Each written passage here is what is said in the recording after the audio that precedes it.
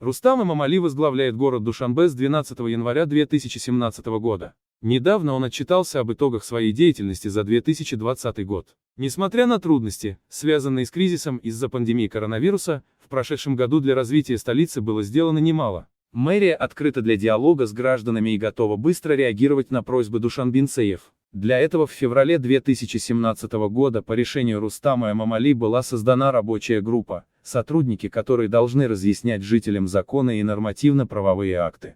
Рустам Эмомали обещает к сентябрю 2021 года создать в Душанбе свыше 23 тысяч новых рабочих мест. С ноября 2017 для душанбинцев открыли горячую телефонную линию. С того времени горожане могут снимать на мобильные телефоны и камеры различные недостатки городского благоустройства и отправлять фото и видео на электронный адрес мэра. В 2020 году к руководству города обратились 5040 раз.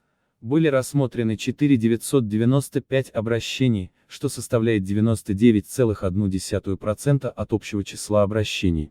В том числе, к мэру письменно обратились 3963 человек, 198 получили ответы на свои запросы через официальный сайт города. Также 740 устных обращений поступили посредством телефона доверия. Прием обращений также осуществляется посредством электронной почты dushanbe80@yahoo.com и через социальные сети Viber, WhatsApp и IMO 992 37 223 22 14. Через них было принято 500 фотографий и роликов, которые указывали на недостатки в городе, и они были исправлены. В 2020 году в промышленной зоне столицы был дан старт деятельности ряда предприятий. В их числе ООО «Хурия», которая занимается производством полуфабрикатов и мороженого, предприятие по переработке декоративных и самоцветных камней ООО «Асрори Самк», по производству современных напольных покрытий, ламината, ООО «Ферузбинакор», по производству носков и рабочих перчаток ООО «Вахдат Текстайл», а также предприятия по производству мучных и кондитерских изделий, хлопкового масла, по переработке гранитного камня и мрамора и ряд других.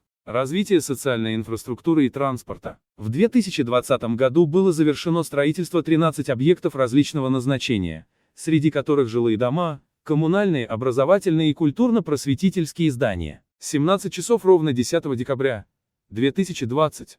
Рустам Эмомали обеспокоен отсутствием здоровой конкуренции в Таджикистане. Продолжается строительство 13 образовательных учреждений на 13 860 мест. Со стороны предпринимателей началось строительство 7 образовательных учреждений на 5792 мест. Завершился первый этап строительства площади Независимости.